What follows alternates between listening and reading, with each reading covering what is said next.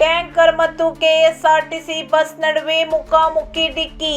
ಇಬ್ಬರು ಸ್ಥಳದಲ್ಲೇ ಸಾವು, 5 ಗಂಭೀರ ಗಾಯ.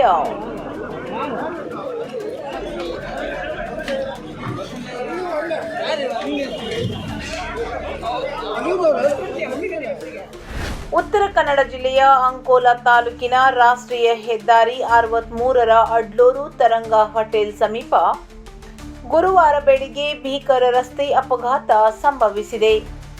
ಓವರ್ಟೇಕ್ ಮಾಡುವ ಭರದಲ್ಲಿ ಮಕ್ಕಿಗದ್ದೆಯಿಂದ ಅಂಕೋಲಾಕ್ಕೆ ಪ್ರಯಾಣಿಕರನ್ನು ಹೊತ್ತೊಯ್ಯುತ್ತಿದ್ದ ಕೆಎಸ್ಆರ್ಟಿಸಿ ಬಸ್ ಹಾಗೂ ಕಾರವಾರದಿಂದ ಹುಬ್ಬಳ್ಳಿಯತ್ತ ತೆರಳುತ್ತಿದ್ದ ಎಸ್ಎಲ್ ಲಾಜಿಸ್ಟಿಕ್ಸ್ ಸಂಸ್ಥೆಗೆ ಸೇರಿದ ಟ್ಯಾಂಕರ್ ಮುಖಾಮುಖಿ ಡಿಕ್ಕಿ ಹೊಡೆದವು.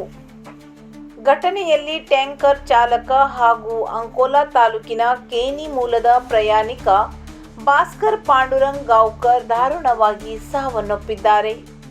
ಮೃತ ಟ್ಯಾಂಕರ್ ಚಾಲಕರ ಹೆಸರು ಹಾಗೂ ವಿಳಾಸ ಇನ್ನೂ ಪತ್ತೆಯಾಗಲಿಲ್ಲ. ಇದೇ ವೇಳೆ ಬಸ್ನಲ್ಲಿ ಇದ್ದ 5 ಪ್ರಯಾಣಿಕರು ಗಂಭೀರವಾಗಿ ಗಾಯಗೊಂಡಿದ್ದು, ಅವರನ್ನು ತಕ್ಷಣವೇ ಸ್ಥಳೀಯ ಸರ್ಕಾರಿ ಆಸ್ಪತ್ರೆಗೆ ದಾಖಲಿಸಲಾಗಿದೆ. ಅಪಘಾತದ ಪರಿಣಾಮ ಕೆಲ ಕಾಲ ರಾಷ್ಟ್ರೀಯ ಹೆದ್ದಾರಿಯಲ್ಲಿ ಸಂಚಾರ ಅಸ್ತವ್ಯಸ್ತಗೊಂಡಿತ್ತು. ಘಟನಾ ಸ್ಥಳಕ್ಕೆ ಅಂಕೋಲಾ ಪೊಲೀಸರು ಧಾವಿಸಿ ಪರಿಶೀಲನೆ ನಡೆಸಿ ಪ್ರಕರಣ ದಾಖಲಿಸಿದ್ದಾರೆ. ಈ ದಾರುಣ ಘಟನೆಯಿಂದ ಪ್ರದೇಶದಲ್ಲಿ ಶೋಕ ಸಂತಾಪ ವ್ಯಕ್ತವಾಗಿದೆ.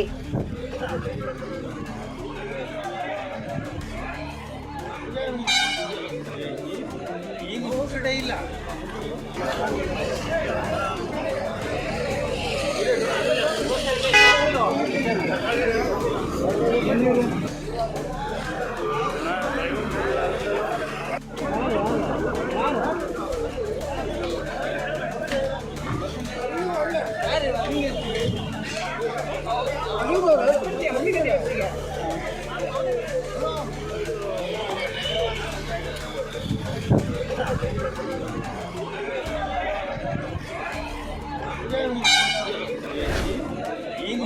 ಇಲ್ಲ